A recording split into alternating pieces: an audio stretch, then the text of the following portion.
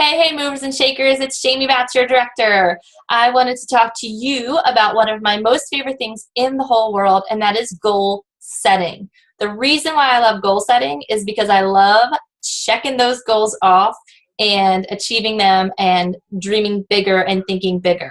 That is one thing that this business has totally taught me how to do that I was never comfortable doing before. When I first started, I started with very small goals, like I want to sell 200 PRV this month, I want to sell 500 PRV this month, I want to get one recruit this month, etc.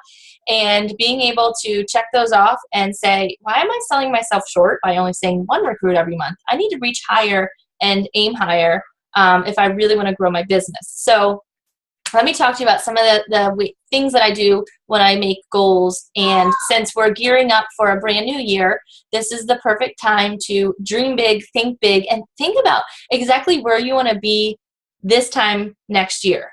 Where do you want to be in your business? Where do you want to be in your personal life, in your physical life, in your mental life? You know, all of those aspects of you. Where do you want to be? What do you want to look at or feel this time next year? So one of the things that I really wanted to focus on in 2015 was my customers and customer service. My year of 2014, as I've shared with some of you already, was a very hard year for me personally, and I was not able to provide the best customer service to my customers because I had a few accidents, broke some arms, and I couldn't do it. So I decided that 2015 was going to be the year of customers. I wanted to gain customers and I wanted to retain customers. So what I actually did just a few minutes ago is I looked at my 2015 action plan. This is the action plan that we made at Spring Sprint last year. Spring Sprint is now called World Tour.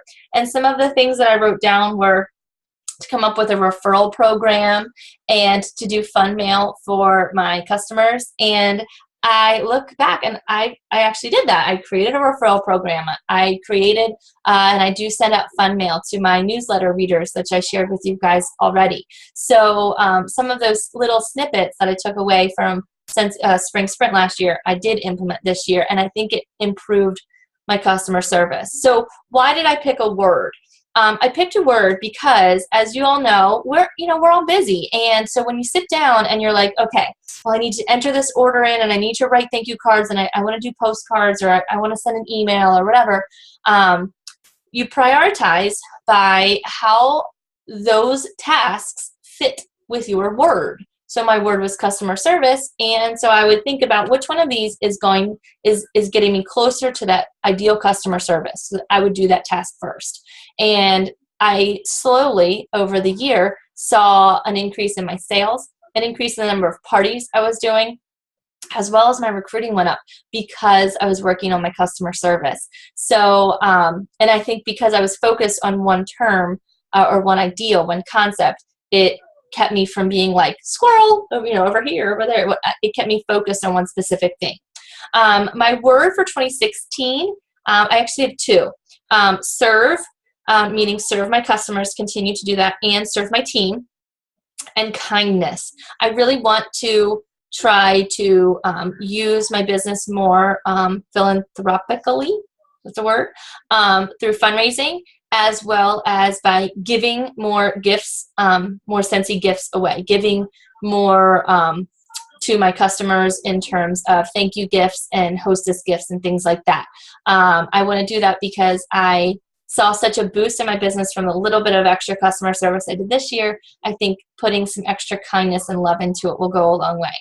So think of a word and focus on it. Some examples. Simplicity is a word one of my friends was using. Energy was another word another one of my friends was using. So, follow up. Any word that you think could help push you to the next level in your business. That's one way.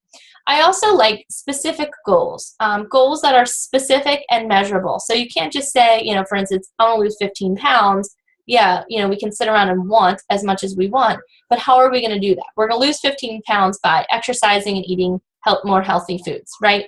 Same thing with our business. You want to promote to director, you want to promote to star, you want a team of 20 or whatever. How are you going to do that? You have to have an action plan in place. You have to know specifically what you are going to do to reach that goal. So To help you with that, Scentsy has, actually Orville, broke down our business into 4 main areas. There's 4 chords, as he called them, to our business. One is parties. There's parties are the core of our business, and you can think of these as just Facebook parties, home parties, basket parties, and or fundraisers. All fit into that party topic. Recruiting and growing your team. That's another chord. Taking care of yourself is another chord. And finally, customer service, and that's the 4th chord. So if you think of each 4 of those things and make something specific and measurable about it, you can break this down by month or by week if you want. So for instance, 1 month might look like, I want to have 4 home parties or just 4 parties in general. I want to get 2 new team members every month. I want to go to the gym at least 3 times a week. And I want to make sure that I am putting a thank you gift in with every order, or following up with my customers on a weekly basis or every 3 months, or whatever that customer service piece is for you that fits for your business. So having a specific goal for each of those 4 chords can help you move your business forward. There's a quote in a book that I'm reading. The book's called Retire Your Husband. It's a really good book. It's super quick read. Look it up on Kindle. It costs like $4 and it'll take you like an hour to read it. It's super quick. She says, only 3% of adults have written goals and plans, but this 3% earns more than all of the other 97% together. So what am I telling you to do? I'm telling you to write it down.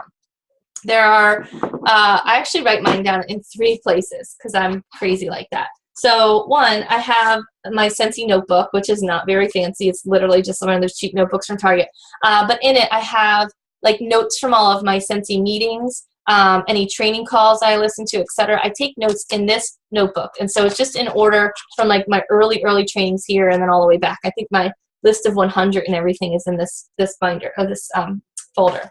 The other place I write my goals is my planner. Every week and every day I sit down, I carry this thing with me everywhere. It's huge. You guys have seen me talk about it, but I really do use this to write my goals. And this is more on the daily level, like what I'm doing specifically every day. I also have a whiteboard that I use to keep my monthly goals, and I just made my January goals, so I'll share them with you.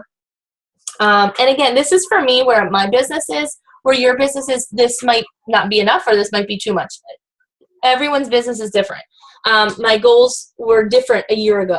My goals were different 2 years ago. So my January goals, I want 2,000 PRV. I want 2,000 PRV every month because I love making 30% commission. I don't know about you, but I love that extra 5%. I would have at least 3 home parties. I want to have 1 fundraiser. Ooh, I'm so close to having that one book. I want 3 new team members in January. Reach for the stars, right? Go big or go home. I used to only want 1. Now I want 3 every month. I want that annual mentor award. I want to have at least 2 team members promote. I want to run at least 4 times a week. And I want to start a new customer sampler mail. I'll share that with you. I haven't got a lot of details worked out, but it's the general idea is mailing samples out to my customers. So those are some of the goals that I have just for next month. I have a couple more, but they're secrets. I'm not going to share them with you just yet. So by having a whiteboard or a notebook or a planner where you write things down, it's going to help you stay focused on what your goals are. Finally, you could also create a vision board or a dream board. Lots of people love them. Personally, cutting something out of a magazine and pasting it on a sheet of paper doesn't do it for me.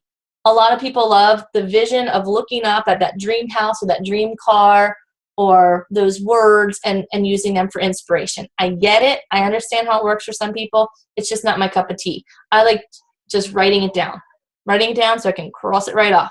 That's what helps me. So pick a method of goal setting, finding one word, writing it down, notebook, whiteboard, planner, whatever you have to do, dream board, vision board, but get it down now so that when January 1st rolls around, well, let's be honest, when January 2nd rolls around, you're going to be ready to hit the ground running, and you're going to know exactly what you need to do.